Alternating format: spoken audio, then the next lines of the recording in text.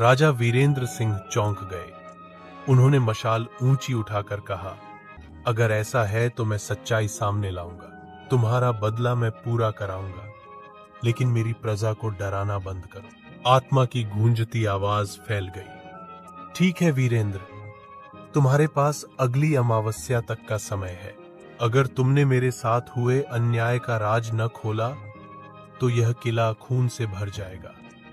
कहते कहते आत्मा धुएं में बदलकर गायब हो गई और राजा वीरेंद्र सिंह के हाथ में बची सिर्फ एक ठंडी हवाओं की सरसराहट। राजा बेचैन हो गए। उन्होंने किले के बुजुर्ग सेवक से पूछा, यह राज क्या है? मेरे पूर्वजों ने कैसा धोखा किया था? सेवक डरते डरते बोला, महाराज, सदियों पहले इस किले के असली शासक वही आत्मा थे, पर आपके पूर्वजों ने छल करके उन्हें मार डाला और गद्दी हथिया ली। राजा वीरेंद्र सिंह यह सुनकर सन्न रह गए। अब उन्होंने प्रण लिया, मैं इस छल का अंत करूंगा और सत्य को उजागर करूंगा।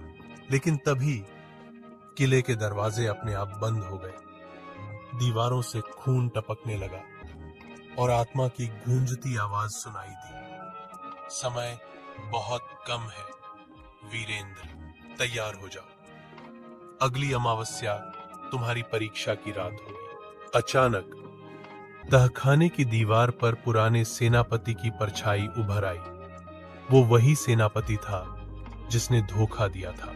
उसकी आंखों में आग थी और उसने तलवार लहराते हुए कहा, वीरेंद्र, अगर सच जानना है तो पहले मुझे हराना होगा। तभी बिजली कड़की और किले के आंगन में पुरानी समाधि से हड्डियों का ढांचा खड़ा हो गया। वो बोल पड़ा, मैं हूं उस सेनापति का शाप, तुम्हें इस रहस्य तक पहुंचने से रोकूंगा। राजा वीरेंद्र सिंह ने तलवार निकाल ली और अब असली जंग शुरू होने वाली थी। राजा बेचैन हो गए। उन्होंने किले के बुजुर्ग सेवक से पूछा, यह राज क्या है? मेरे पूर्वजों ने कैसा धोखा किया था? सेवक डरते डरते बोला, महाराज, सदियों पहले इस किले के असली शासक वही आत्मा थे, पर आपके पूर्वजों ने छल करके उन्हें मार डाला और गद्दी हथिया ली। राजा वीरेंद्र सिंह यह सुनकर सन्न रह गए। अब उन्होंने प्रण लिया, मैं इस छल का अंत करूंगा और सत्य को उजागर करूंगा। लेकिन तभी किले के दरवाजे अपने आप बंद हो गए।